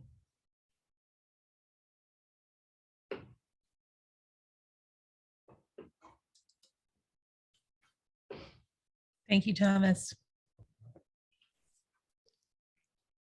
Thank you. Thank you, everyone. Everyone. Thanks, everyone. Tina. Thank you, Tina. Thank you. Thank you, Tina. Love Tina. you, Tina. Love to you all. Love to you Love all. you all.